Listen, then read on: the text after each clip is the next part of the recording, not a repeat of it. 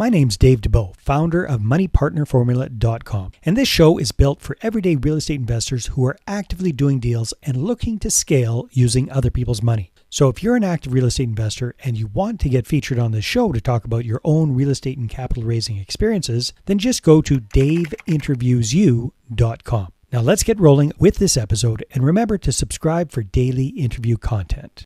Hey gang, welcome back. Today we got a special guest, a fellow podcaster, a real estate entrepreneur, and a big-time developer. Brandon Cobb is zooming in from Nashville, Tennessee. And Brandon has done some pretty amazing stuff. He used to be in the medical device sales game. He transitioned into real estate, and these days, he and his company are doing, on average, about $22 million a year in land development. So, Brandon, welcome to the show. Hey, it feels great to be welcome. How you doing, Dave? I am fantastic. So, Brandon, give us a little snapshot for folks who don't know you. What does real estate look like for Brandon Cobb? What do you do? I mean, I gave us a little snapshot there, but what does that actually look like on a day-to-day basis for you guys? How many of these kind of projects are you doing on average a year? Do you have all your own crews? Where do you do this? Kind of paint us a picture, if you will. Yes, it's very simple. I'll make this very easy to understand. We take farmland and we turn it into new housing communities. That's it.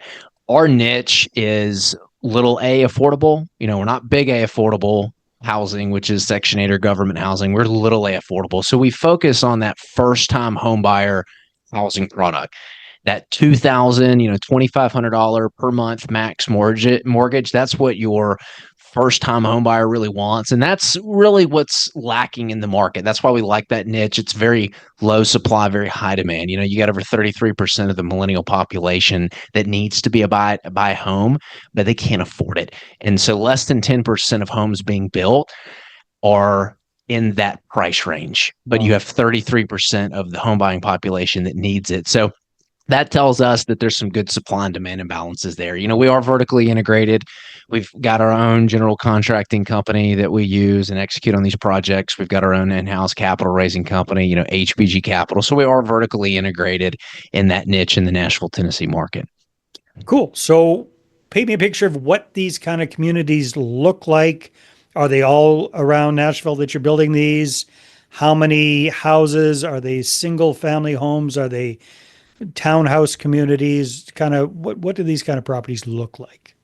Yeah, great question. And I guess I should have kind of gone a little bit further to explain it. Not a lot of people realize the difference between developer and builder. I know I didn't. So we had a construction background where we used to build a lot of houses. And Dave, what happened was we noticed as we're getting ready to go vertical on some of these developments, we got knocks on the door from these national home builders saying, hey, we really like your land. See the roads and everything going in. Do you want to sell it? And we said, no, get lost. We're out of here. And they kept knocking, coming, well, what if we offered you this for it? Well, Dave, it turns out this means it's for sale. We're like, yes, you can buy it. And do you want the one we don't across have the to build. street? We don't have to build the homes. I was like, heck yeah. So that's how we kind of accidentally got into the land development business. We were doing it for our own projects, and we realized that, when you're going up and competing against these Lennars and D.R. Hortons, these are publicly traded companies with unlimited Wall Street money. They have to feed the machine. There's some cost advantages that they have, when you're building billions of dollars worth of stuff, and you can get a better deal doing the land and just selling it to Wall Street than just building the houses yourself. So that's how we got into the business. So we work with the cities to get the land approved, and then we'll either just sell that land, just the paper, don't stick a shovel in the ground, nothing, to the builder, or we'll go to investors, we'll raise the capital, and we'll actually do the development where we put the roads, the utilities, the infrastructure in, and then we'll sell the finished, ready to build lots to the builders. So these are your typical cookie cutter neighborhoods. Lots of townhouses. Townhouse is a very popular first-time home buyer housing product. These are typically your 1,300 square foot all the way up to 2,000 square foot homes, right? Just enough for a starter family to live in. Builder grade, so you're not getting really nice luxury products that are being put in the house. This is something for a first-time home buyer, somebody buying their first property, their first home, starting their first family, really, really needs. But at the end of the day, it doesn't like for you guys, it doesn't really matter what the end product is going to be because you're finding the farmland, you're tying that up, you're purchasing it, you're getting the rezoning or the zoning put in place to put a development in there. You're jumping through all of the hoops with the city, with zoning, with all of that kind of stuff. And then if you decide to go to the next level, then yeah, you're putting in the streets and all of that kind of stuff. But I guess at the end of the day, it's up to the end developer or the end builder, I should say, get my language correct here, the end builder on what kind of product they're going to put in there. Is that correct, or am I missing something there? You'd be surprised. Before I got into the business, I'd say, yeah, you're right. We're not building houses, but it couldn't be further from the truth because when you're working with the city, you are the face of that development, Ah, meaning they're coming to you and you then have to communicate what the vision for the community is.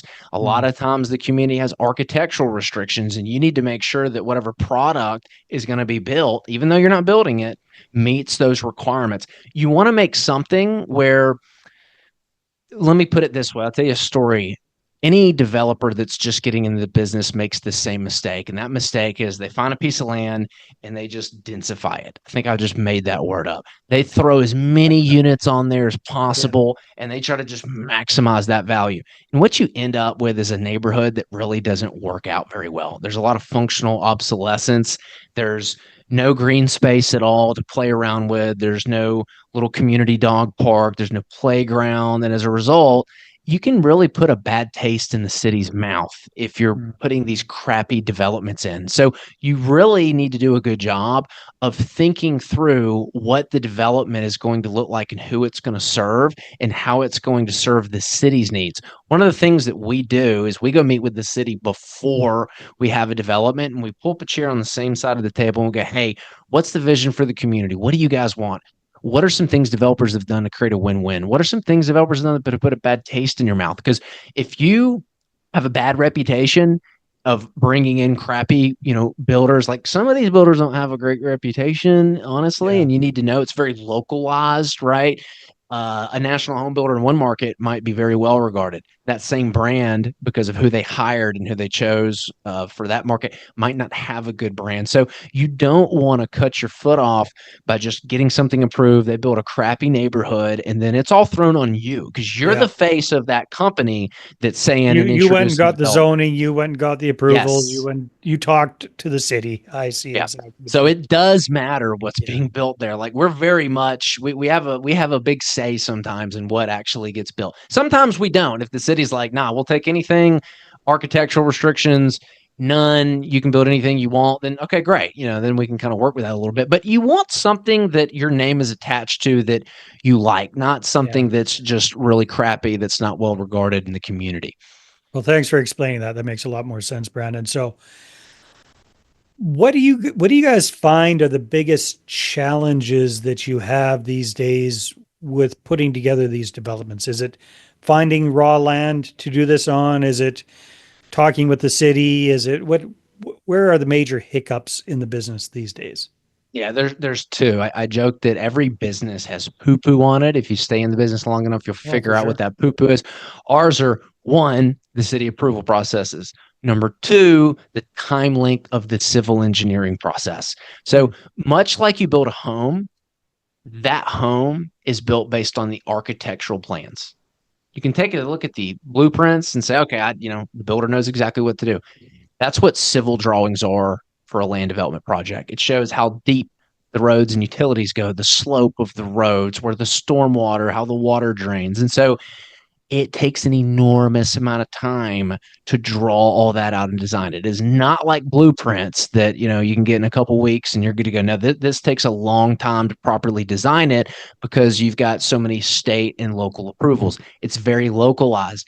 How you design a community in California, they have different requirements than how you design a community in Tennessee because of the weather differences, right? Some places don't have, I can tell you that California is probably not going to have as much of like a stormwater requirement than if you were in Seattle, Washington, and you got rain every single week, right? So it's very Yeah, fair enough. localized.